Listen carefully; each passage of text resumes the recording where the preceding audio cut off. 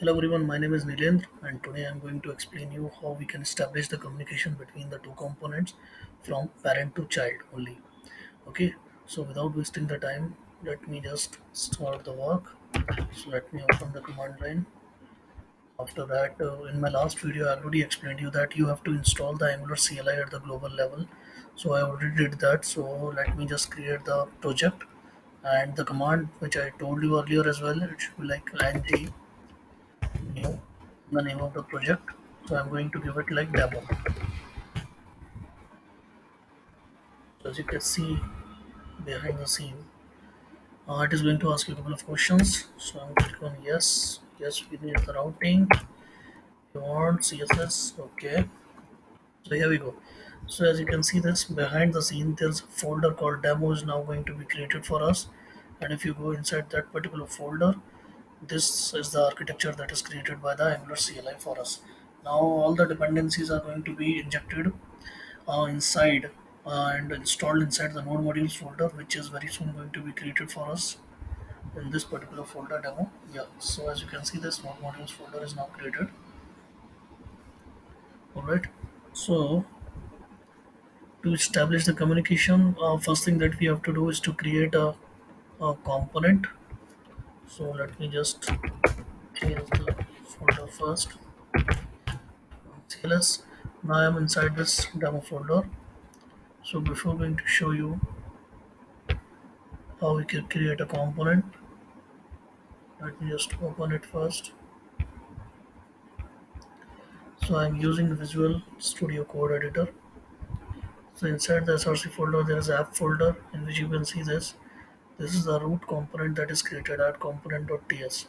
So app.root, this is the by default component is going to be created when you create the project structure by using the Angular CLI. So now let me close it. Now I'm going to put the command called ngc for component and the name of the component. For example, I'm going to give the name of the component called users. So if you take a look inside the app, a folder users now going to be created for us, which have four files, as I already explained you: HTML, spec.ts, ts, css. And there is one file which is going to be updated called app.tool.ts. So let me show you quickly.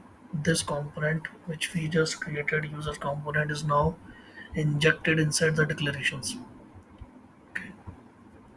So this thing by default going to be managed by the CLI. So now let me start the process. So we go first inside this users component. Just overwrite it. Users component works.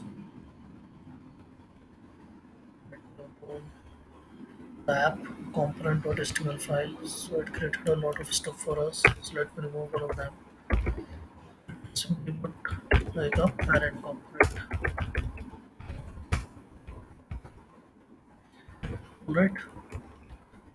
Now before going to establish the communication between parent to child, let me just first run the application and let's see whether it works or not. So the command that we have to use is ngserve. If you want the the CLI to open your application in a browser, automatically you have to give -o. So as you can see, there's the compilation process now going to start, and yeah, it's compiling Angular core. So what will happen? The browsers are not capable enough to understand the .ts file, so it is going to convert into a JS file, so that the browser can read the code properly. So as you can see this, the parent component works and the application starts now. So inside this, the first thing I'm going to do is to call the child component. So this is the selector that you have to call inside here first. Okay. Now let's see if the child component rendered or not. Yes. So as you can see this user components work.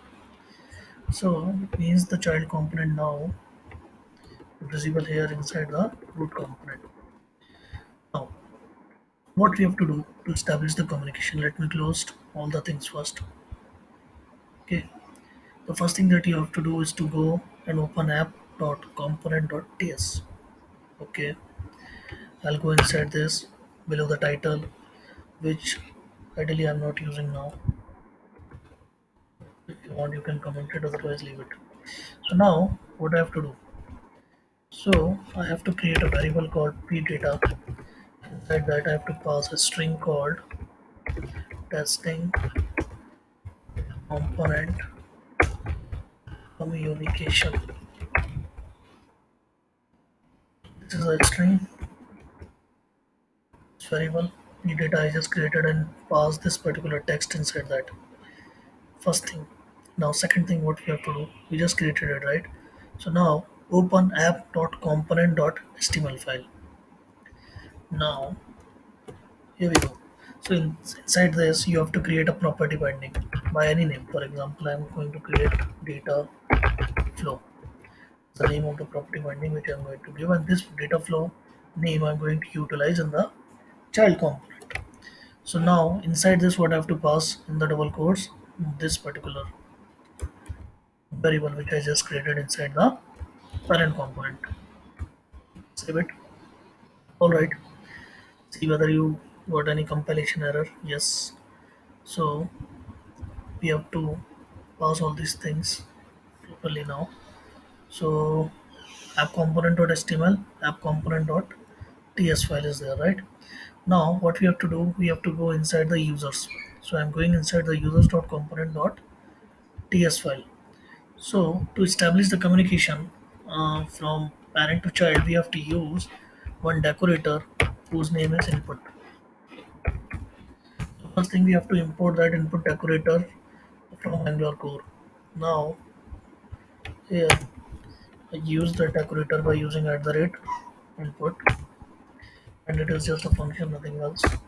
Now what I have to pass here, as I already told you, whatever the property name we passed here in the child component, we have to pass it here as well. Okay. You can give it like any, it can be anything, right? I can give it string as well, but just put it like any, because I can show you um, the demo by changing this value as well. Okay, so now let's see what happened. So the compilation process is successful now. So now how how we can check whether we are getting this particular value from parent component app.component.ts to the child component. So we have to just do console dot log this dot data flow. Okay, so let's see whether it works or not. So let me open the console first. So here's the console now. Let me clean it first. Let me rerun it.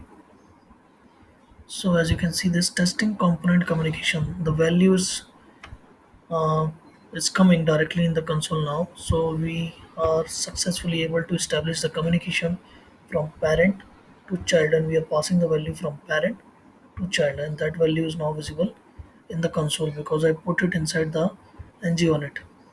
Okay, so that is a lifecycle component uh, of the Angular lifecycle component. You can say that. Okay, and now let's try to change the value just to verify whether we are getting them or not. So I just passed numeric value 1. Yep. Let's see whether that value is coming directly there or not. Yes. So we got the 1, right? Because the typecast, the data type which I mentioned here is any. Okay. So that's why it's taking numeric as well. Alright. So if you want to, okay. So let me show you in the browser as well. So for example, if I'm going to pass something like well,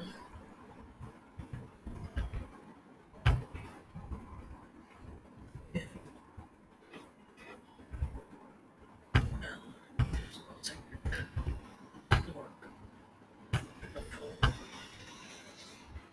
file like this dot well. Now what I have to do, come here, Remove this.